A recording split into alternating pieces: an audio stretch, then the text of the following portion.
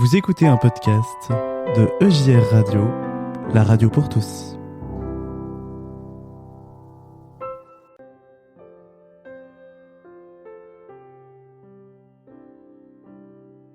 Alphonse Kiatou était riche, très riche. Comme il était riche, très riche, les gens qui couraient après les riches cherchaient sa compagnie. Ils lui souriaient, faisaient devant lui des courbettes avec des airs entendus, évitaient de le contredire, comptaient sur ses faveurs. Mais il ne l'aimait pas. Alphonse Kiatou le sentait bien, tout en se vantant d'avoir beaucoup d'amis. Il avait beau faire, d'amis, il n'en avait pas, ou n'en avait plus.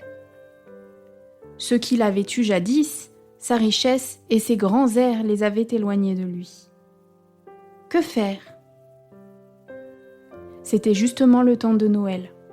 À force de voir les rues décorées de guirlandes lumineuses et de journaux remplis de publicités pour les cadeaux, Alphonse Kiatou se dit que riche, comme il était, il allait tenter un grand coup. Il convoqua l'homme qu'il chargeait d'ordinaire d'organiser des festivités pour ses hôtes et lui ordonna de préparer une crèche de Noël comme on n'en avait jamais vu. D'une richesse à n'en plus pouvoir.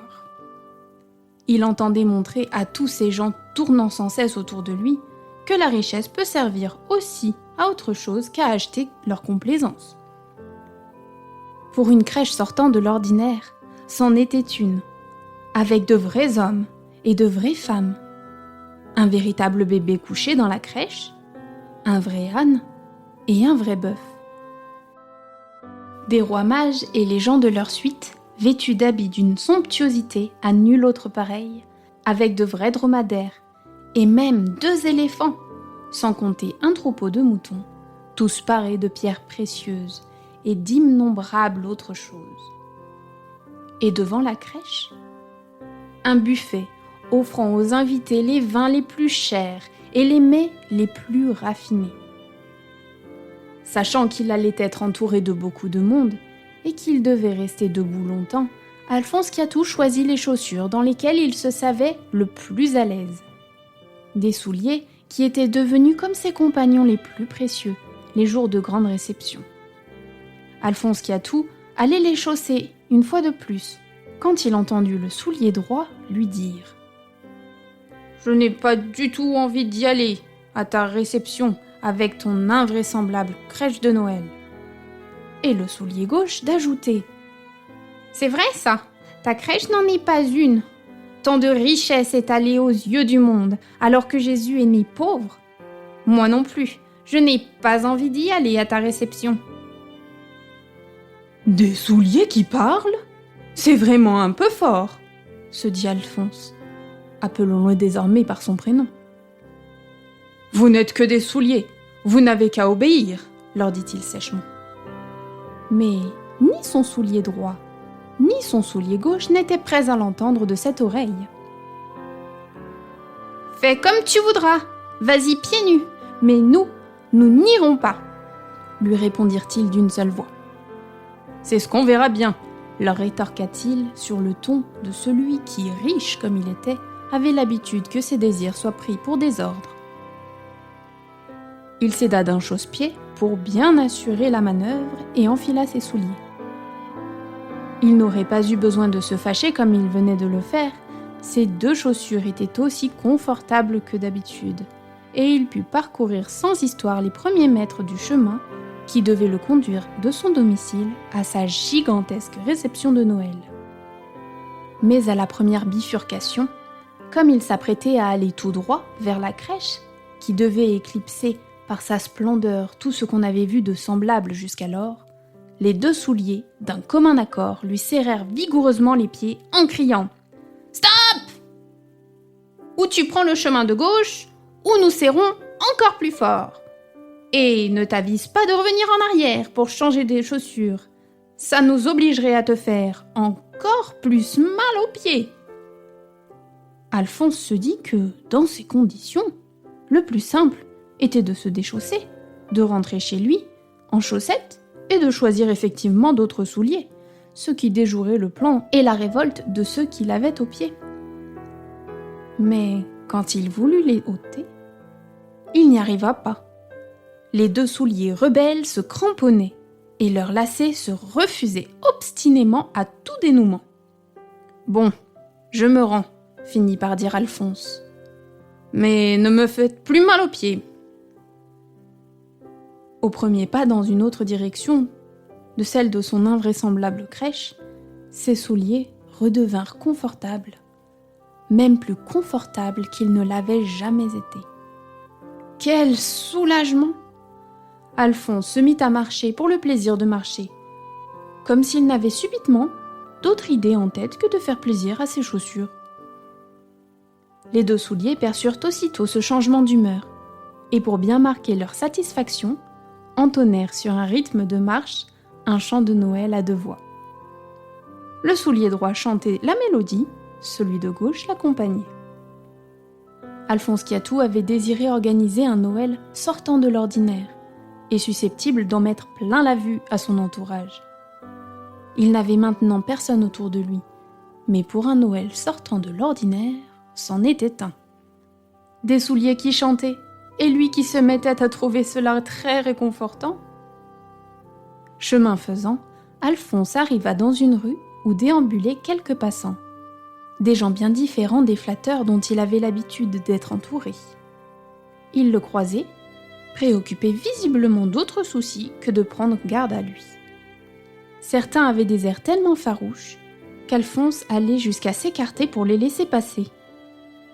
Mais ses souliers ne les laissèrent pas slalomer à sa guise dans la foule. À un certain moment, ils lui donnèrent l'impression de s'arranger pour qu'il ne puisse pas éviter de heurter l'un des passants dont la tête était couverte d'un bonnet à la musulmane. « Salam alek », lui dit l'homme.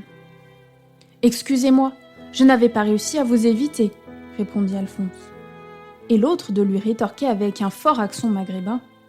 « Ce n'est pas grave. De toute façon, c'est Noël. On peut bien s'excuser et essayer de se comprendre. » Alphonse resta là, bouche bée, ne savant que répondre. Son soulier droit se rappela à lui en lui serrant très brièvement le pied.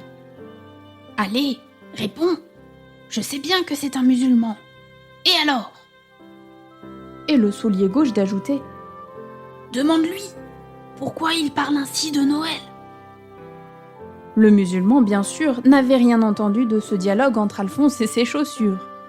Devant le silence d'Alphonse, il reprit. « Oui, c'est Noël.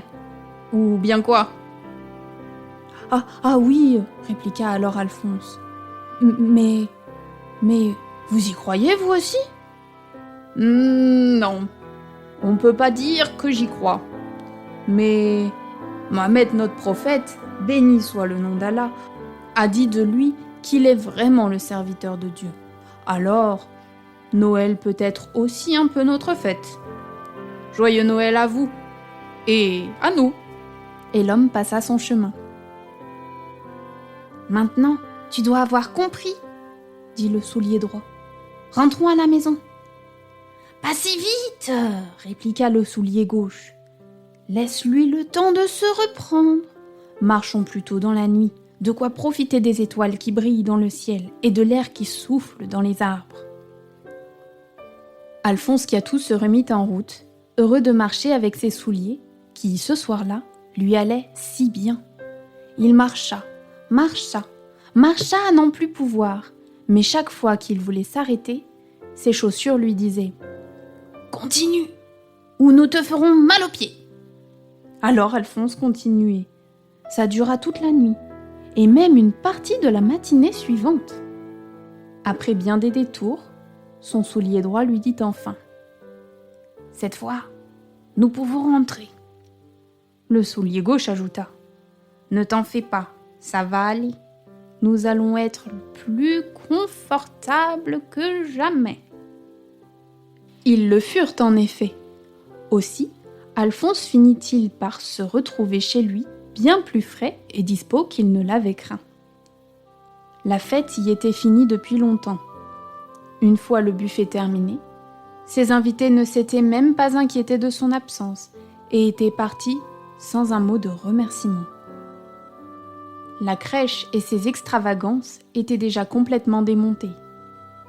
Les derniers ouvriers, chargés du démontage, avaient tous plié bagages.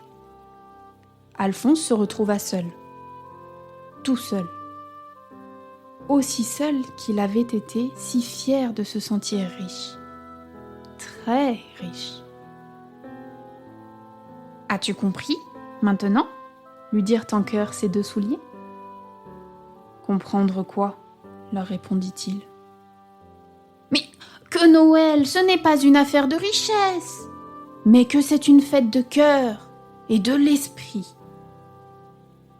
Le visage d'Alphonse qui a tout s'éclaira d'un grand sourire.